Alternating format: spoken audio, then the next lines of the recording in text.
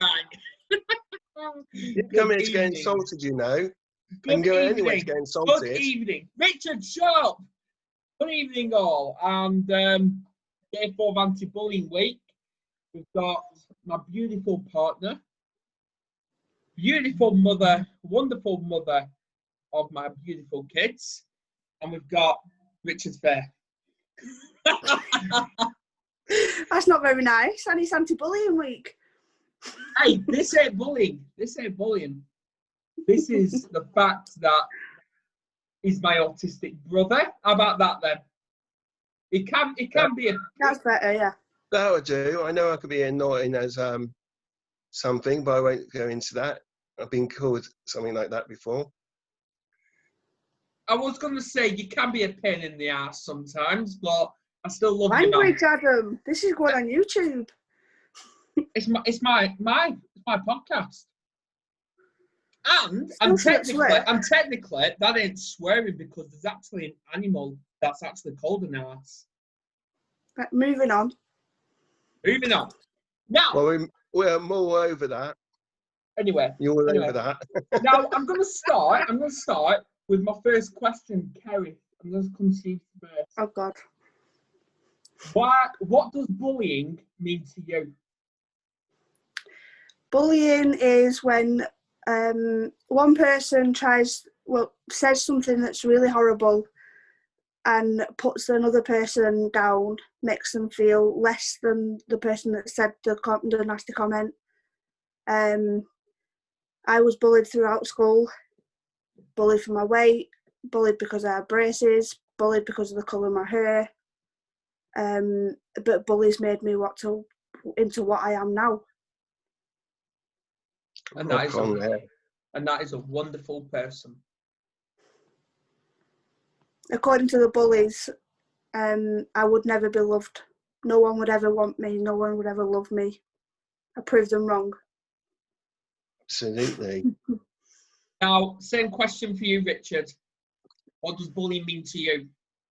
It means a lot of things. At school, I sort of hid every time I ended a lesson because I used to get bullied by girls, not just blokes, although I find most corner on that one. They tried to disrupt me because they realised I was brighter than them. I shouldn't be in the bottom set at school. With my adults, but because I had glasses. If I hadn't allowed them to win on that, I would have 2 strong eyes as well, 1 lazy eye, because I would not wear my glasses because I didn't like the bullying.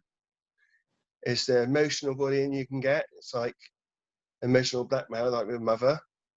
And my father was everything you want, you know, the mental everything you can want, the uplifter, everything, right? And mum would be the opposite, although she thought it's cool and good to make me a stronger person, when it doesn't actually do that. Everyone, to do that thinking it makes someone stronger is a falsehood.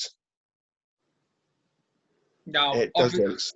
Now, obviously, bullying, to me, and I've actually put this as a post, the only reason bullies bully because they only want to drag you down because they know you're higher than them. They see something in you that they don't see in themselves, basically. Exactly. Yeah. Exactly. Now, obviously, tonight, we're going to talk about not just bullying in general, but why autistic people get bullied. Now, obviously, both myself and Kerry know what it's like to fall through the cracks and get bullied because we've got a child with autism, possible 2 kids with autism, and they were bullied in their last school. You're very clever. The young lad is very clever. Exactly. Yeah. Yeah, and I think, to be honest, I think that is a reason why autistic kids are bullied, because autistic kids, every autistic child or person has a superpower, and that superpower can make them really clever. Like Lucas, for instance, he's super clever in maths. He's a human calculator, but he's also the comedian of the class. He'll get the class laughing, and that's one of the reasons why he isn't bullied in his new school, because he could make the teachers and the rest of his class laugh. I used to do that. Yeah, well, thing is, obviously, not every autistic person has that, Lucas benefits, because obviously he does have that. Now, obviously, Tegan's superpower has yet to come out. Whether she's going to turn into a comedian of her class, we don't know. But what we do know right now is she's fitting in nicely. Yeah. That's cool. So at the minute, we don't have to worry about it. Yeah, just keep an eye on the school and make sure that they support her properly. And say, this is why I said I got a lot of bullying when I was at school, because they didn't know what learning disabilities were then. They didn't know hidden disabilities. They didn't know autism until I was actually about 22 when it started to really break over here. Yeah. So I always maintain I was born in the wrong decade. I should be born at the end of the 80s. I would have been diagnosed almost, at school age. So it's like, and I would have got extra help. But I can't dwell on that in the past, because there's no point. My story is only powerful now because I was diagnosed 5 years ago. Mm. And that's mainly because my mum didn't want me diagnosed, because she didn't want me to be labelled, or she was worried that I would outperform and outshine my brother. Yeah. So, I know she loved me, but she had a funny way of showing it. But she would use the emotional blackmail or say things which were cruel. But I'm over that now. I've got no resentment. I've got no business anymore. I've forgiven her that. It took me longer to grieve her than my dad, and I'm in a better place. Say I'm totally over it and not, but I'm getting there. Well, just think of the type of person you've become now. Oh, I am I'm never ceasing, never a quitter, never give up. Adversity is my best friend. And, come up with things, because we're talking about, I watched a video and it said, make your ego your amigo, which means everything we talk about in daily life, when people say, how are you today? I now say, I'm unstoppable. I can do anything I put my mind to. I can do everything. And I will keep using that. And I notice other things that come up, I will change that as well. So then your ego becomes your friend and it helps you, right? It's just like your little voice. When I get negative thoughts, I can say, I can hear you. I know what you're trying to do. I don't play that game anymore. Thank you. And I go to being more positive. Exactly. Now, obviously, with Tegan, she's finding quite a little bit little things impossible, like handling her own tablet. Obviously, Kerry knows what she's like when things don't go her own way. She doesn't throw it across the room, does she? Oh, yes. yes. She does, actually. Yes, she does. Now, obviously, she says, this is impossible. Can't do this. Oh, this is impossible. Now, we actually stop her, and we actually remind her of what she's actually just said. Now, obviously, the word impossible, all we have to do, and she's actually locked in her head now. What do you have to do with the word impossible? You just have to dismantle the first two letters from the word. It's like it's like Napoleon said, there's no such word as impossible in his vocabulary. It's only possible. And like I said, take the dis out of disability. Well, it's not just that. Focus on ability. Well, it's not just that, but impossible. You take the I am aware, and you've got I'm possible. Absolutely. So I've known for a very young age, I used to, 6 copies, because I write things down sixfold. I would do what I want to do. I had hoped that I would have got diagnosed a lot younger and got a lot more support and help, but it didn't happen. But I know that next year I will set up my groups, holding groups, one for Autistic Champions, one for the other side. I'll set up everything else and I'll get moving. And I'll be off benefits. My goal is by August, completely self-sufficient. Now, So obviously, it's a big thing. Now, obviously, Kerry, what do you think should happen with bullying? Just in general. I think if the school find out who it is that's doing the bullying, I think maybe they should invite the parents into school and find out if there's any issues at home, because most bullies who bully in school have something going on at home. So obviously maybe there is an issue at home that needs addressing, because then that child will stop bullying. Yeah. I think it could be a multi-issue, agency issue, not just a school. Most schools now have big schools have a police constable at school, so they could intervene. There needs to be services laid on or to help deal with obviously anger issues. It's a multi-stream approach. No, well, I just... think to be honest, in schools, kids, get my words out.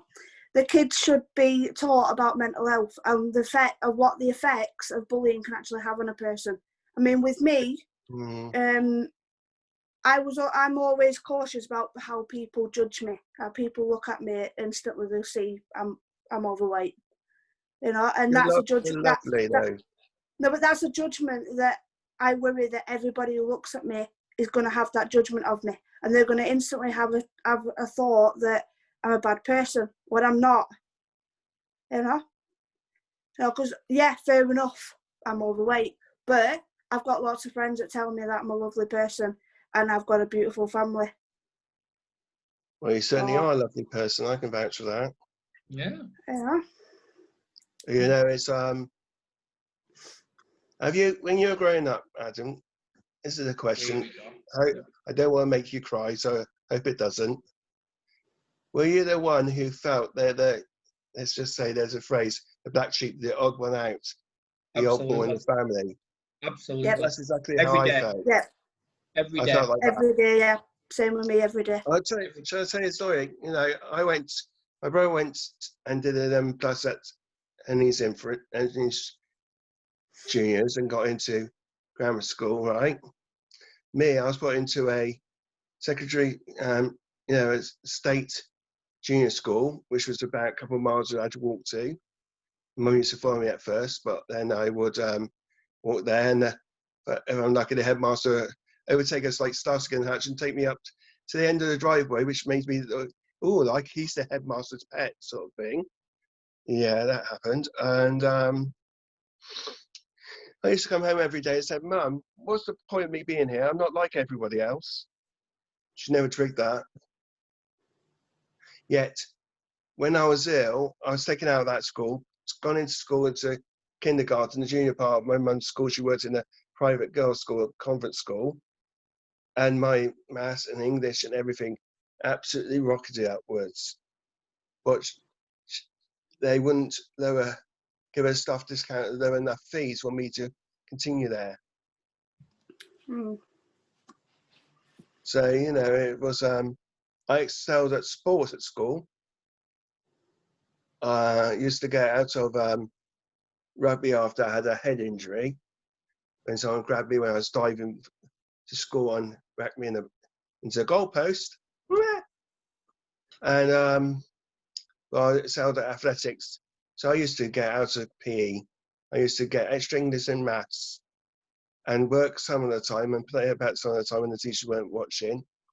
Have a riotous time and then only do athletics in the summer. Yeah. Because I didn't like the games master, right? PE teacher.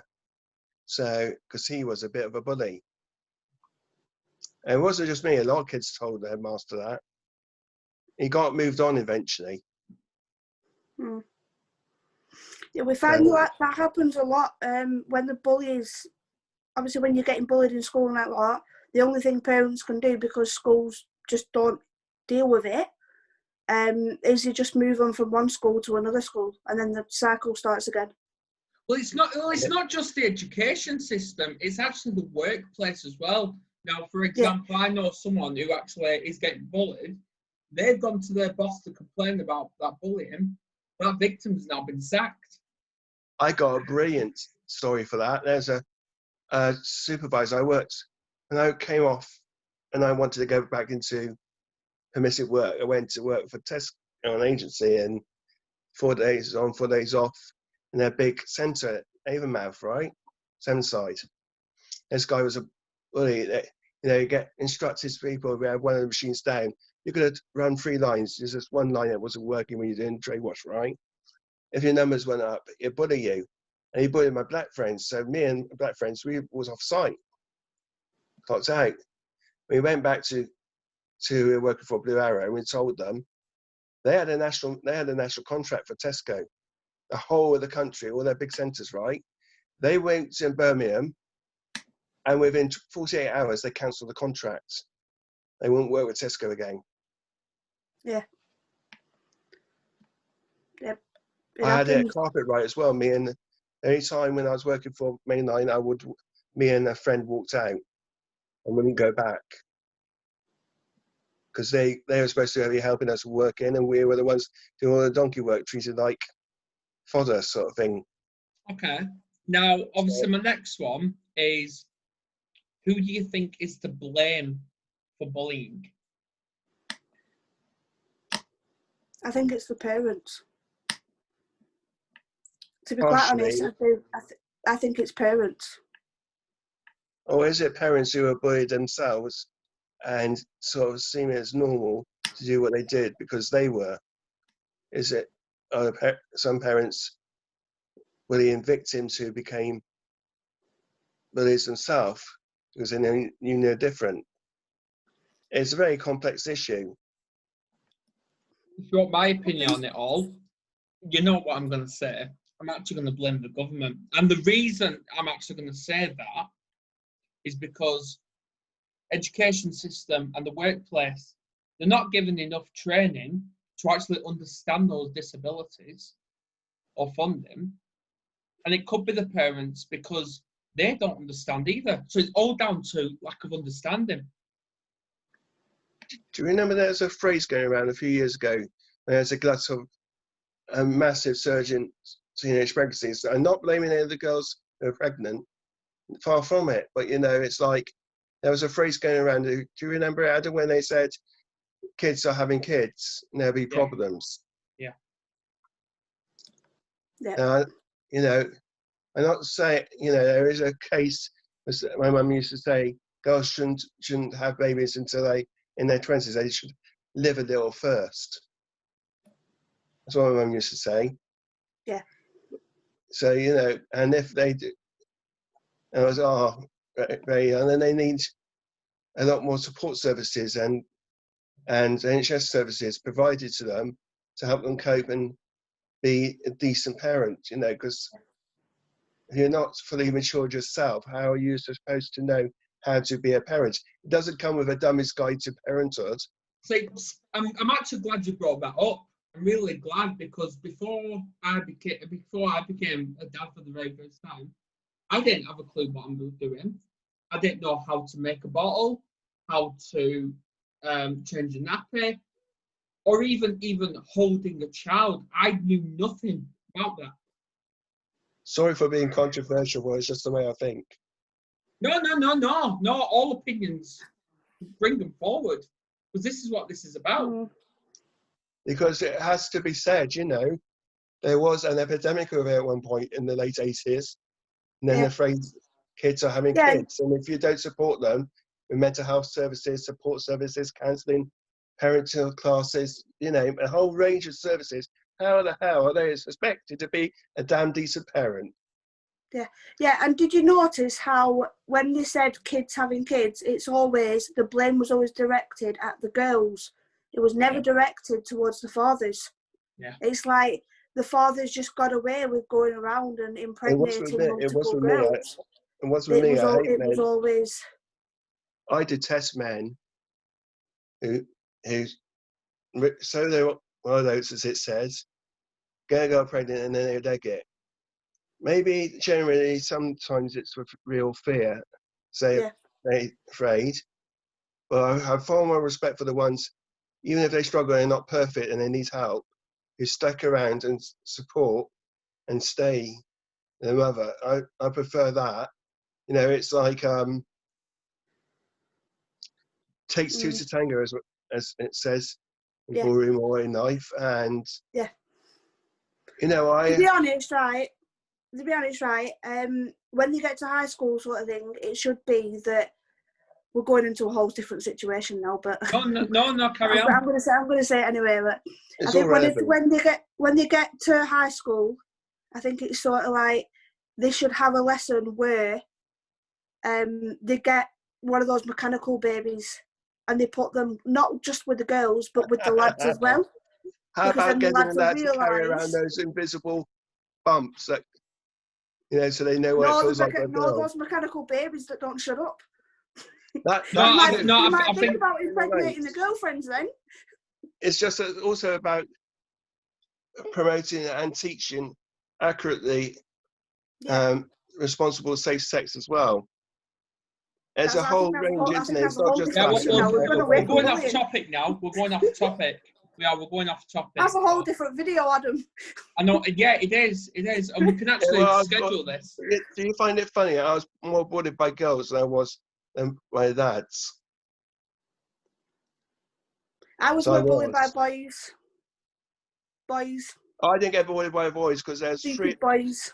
When I was in the first year, their third year, to go on to play for Bristol Rugby Club, they were big guys. They picked on me, and I fought back. And after that, anyone who picked on me got picked on by them. It's like, they pick on my bro. It's like, because that would run their respect because I didn't cave in. I fought back. It's like, oh my God, you fought back. Yeah. So, you know, it's like. Yeah, whereas if you tell your child to fight back nowadays, you'd end up with social services involved for teaching your child violence. Oh, it's different. That's a different video as well. Between 76 and 80, it's a whole different world. Yeah. But anyway, last piece of advice before I shut off. Richard, what can we do about bullying straight away? Well, I have a better reporting system within schools, or some sort of, well, you know, people can ring Childline to report bullying or all sorts of abuse anyway. They take all calls for all sorts of things. You know, as if you can't talk to your parents, but you've got favourite grandparents, talk to them and tell them about it, or tell someone. Yeah, absolutely. Yeah. Kerry? If you're being bullied at school, talk to somebody. Whether it's a friend, a teacher, your mum and dad, another family member, anybody, just talk to somebody. Don't suffer on your own. I think that's where I went wrong. I suffered on my own and I just ignored it and I didn't tell people about it. But yeah, I went the wrong way about it. I should have spoke out. I should have tried to fight back, but obviously not done it violently. There was a section in my book about how it was for me at school. Whereas now, all the people that bullied me have got lives that are way more boring than what I do. Revenge is sweet. I suppose revenge is a dish best served cold. Absolutely. To all the bullies out there, you know, your victims in about 5-10 years' time are going to be doing what I'm doing right now. Thank you for bullying me because you're making me what I am now. Well, there's a part of it that makes you strong or try to be strong. Well, but then you've got to deal with the underlying issues that it's caused to become truly strong. Yeah. If you don't do that, you're not going to move forward. You may be stronger in some ways, but you'll be weaker in others. You need the holistic approach. Absolutely. Now, on that note, thanks for coming on. I'm going to end the broadcast. Oh, you're welcome, here. Adam. You're welcome. Yeah. Welcome, Kerry. You know. Anytime. You're welcome. On that note, the recording.